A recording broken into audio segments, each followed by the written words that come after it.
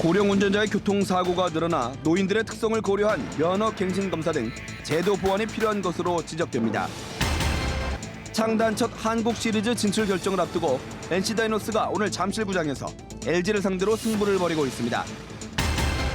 홍준표 경남지사 주민소환 투표 청구 각하 한 달을 맞아 주민소환제도 개선 제안서가 선거관리위원회에 제출됐습니다.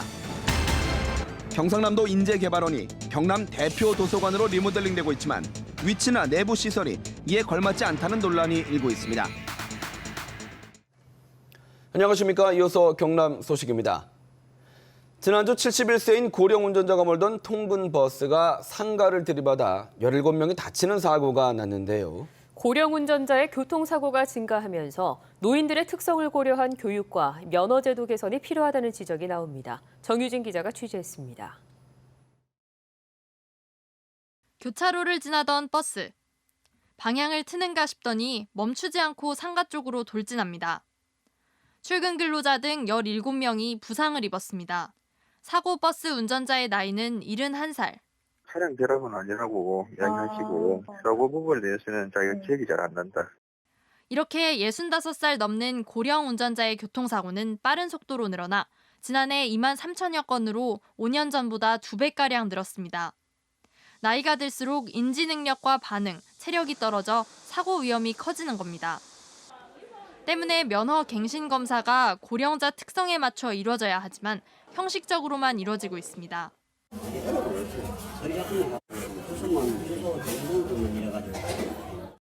지난달 고령 운전자 인지능력 검사 등 운전 능력을 점검하는 제도가 도입됐지만 강제성이 없어 무용지물입니다.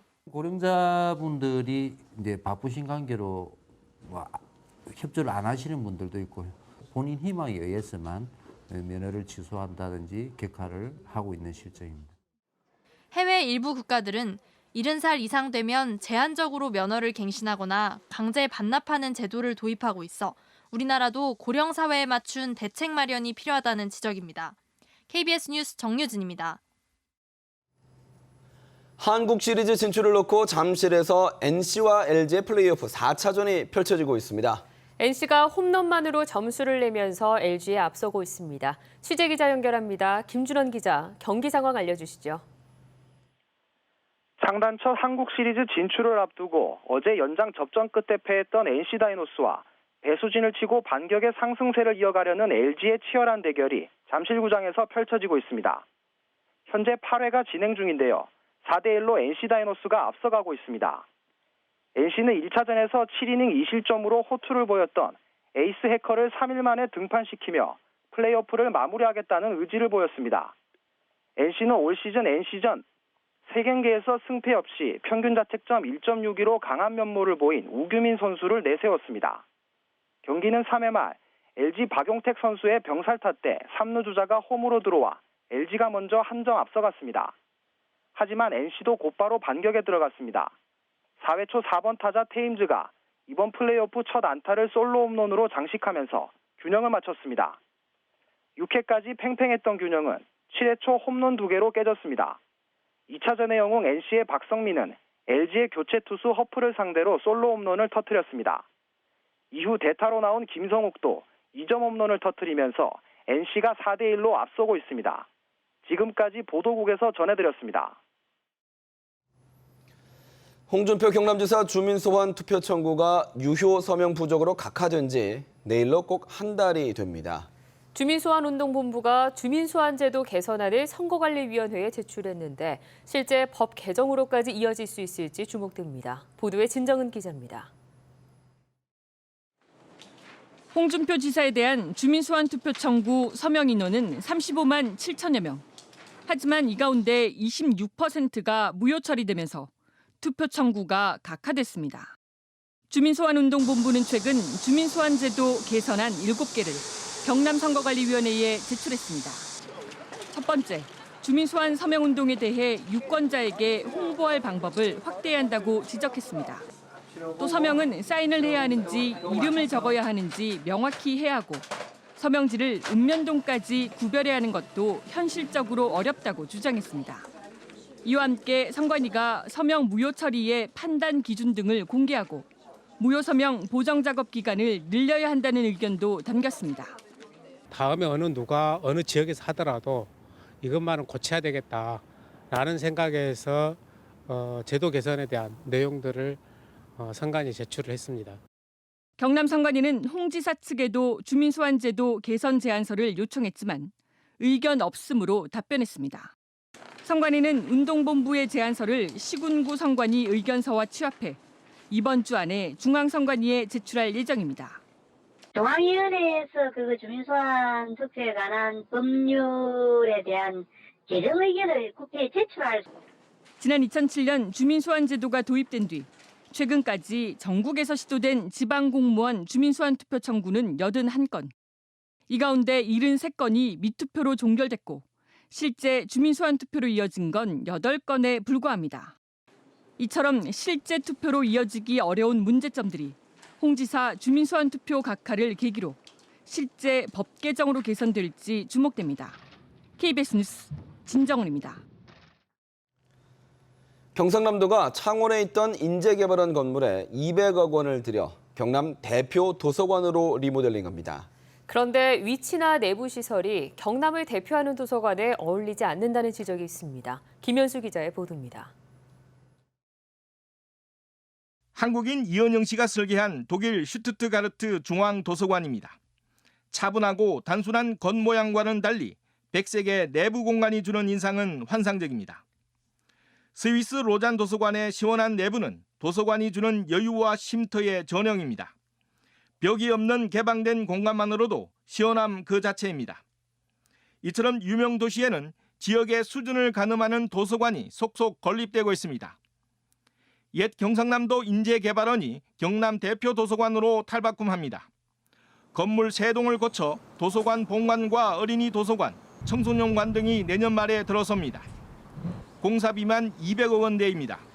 경상남도의 도서관을 다 이게 정상만 없고 구축되면은 언제 어디서든지 자기가 필요한 책을 받아볼 수 있는 이는 이점. 좀 조용한 분위기 속에서 공부할 수 있는. 하지만 기존 건물을 개보수하다 보니 경남을 대표하는 특색 있는 건물로 부족하다는 지적을 받고 있습니다. 정보를 향해서 열려 있고 내 외부 공간이 소통되고 하기 때문에 그런 부분들을 좀 더 선진 사례를 스터디를 해가지고 좀 더 자유로운 도서관, 경상남도에는 그런 도서관이 없거든요. 여기다 공무원 연수원 시설을 활용하다 보니 주택가 외진 곳에 있는 것도 문제입니다. 진입로는 좁은 골목길 3개뿐이고 버스 정류장과는 300m 이상 떨어졌습니다. 도서관에 들어서고 거기에 대한 또 인원이 많이 들어오면 일대가 교통 혼잡을 거짓 주차장을 방불케 하는 그런 게. 경상남도는 개관 전까지 대책을 마련하겠다는 입장입니다. 다음 달 착공을 앞두고 있는 경남 대표 도서관. 경남도민의 실질적인 대표 도서관이 될 수 있을지 주목됩니다. KBS 뉴스 김현수입니다. 진주 경남 혁신도시에 공공기관들이 이전을 마치고 본격적인 혁신도시 시대가 개막했습니다. 이들 공공기관에 입사하는 지역인재 취업률도 점차 높아질 것으로 전망됩니다. 최세진 기자가 보도합니다. 혁신도시에 들어서는 한 아파트 공사 현장. LH에서 건설하는 이 아파트 공사를 감독하고 있는 한 청년은 올해 입사한 연승희 씨입니다. 경상대 건축학과를 졸업한 연 씨는 LH에서 3년 만에 실시한 공채에서 지역 인재로 합격했습니다. 그냥 공기업 LH 갈 수 있으면 가보자 했는데 확실히 내려오니까 저기 꼭 가고 싶다. 왜냐면 눈에 직접적으로 하는 공사들이나 본사도 보이고 하기 때문에 더 의욕이 커진 건. LH에서 연 씨처럼 지역 인재로 선발한 직원은 13명, 전체 신입사원의 10.9%입니다. LH는 전체의 10%를 경남 지역에서 대학이나 고등학교를 졸업한 인재로 선발하는 채용 목표제를 실시하고 있습니다. 이 때문에 지난 2012년 공채에서 4.6%에 불과했던 경남 지역 졸업생 취업률이 2배 이상 껑충 뛰었습니다. 올해 앞으로의 채용 계획은 아직 미정입니다만 이전 지역 채용 목표제는 계속 적용하는 걸로 적극 검토해 나가겠습니다. 경남 혁신도시 공공기관의 지역인재 채용률은 지난 2014년 11.9%에서 지난해 18.2%로 올랐지만 올해는 11.2%로 다시 낮아질 전망입니다. 들쭉날쭉한 채용률은 지역인재 채용에 대한 법적인 강제성이 없기 때문입니다. 또 공공기관에서는 지역 할당이 서울과 수도권 인재에 대한 역차별로 작용할 수도 있다는 점 때문에 꺼리고 있습니다. 지역 인재가 공공기관에 입사하는 선순환의 구조를 위해서는 공공기관의 눈높이에 맞는 인재를 길러내는 것도 선행돼야 합니다. KBS 뉴스 최세진입니다.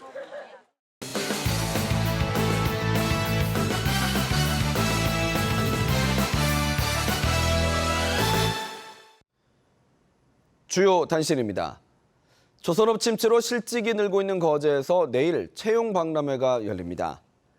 경상남도와 거제시가 함께 여는 거제권 채용 박람회에는 거제와 통영, 진주 등 9개 시군에서 관광과 서비스 관련 180개 업체가 참여해 900여 명을 채용할 계획입니다. 행사장에는 45개 부스에서 현장 면접을 비롯해 인적성 검사 등을 받을 수 있습니다.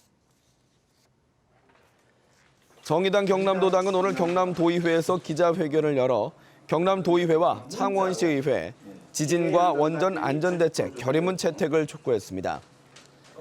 정의당 경남도당은 지진과 원전에 대한 경남도민의 불안감이 커지고 있는데도 새누리당 소속 일부 경남도의원과 창원시 의원들이 결의문 심사를 보류 또는 부결했다며 지금이라도 결의문을 채택해야 한다고 주장했습니다. 경남동협이 원활한 벼 수매를 위해 산지동협에 수매대금 657억 원을 무이자로 지원했습니다.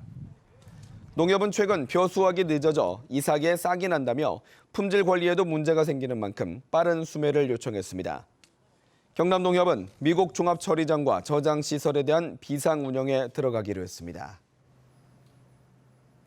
경찰이 NC다이노스와 관련한 프로야구 승부 조작 수사 결과를 이번 주에 발표할 것으로 알려져 관심이 쏠리고 있습니다.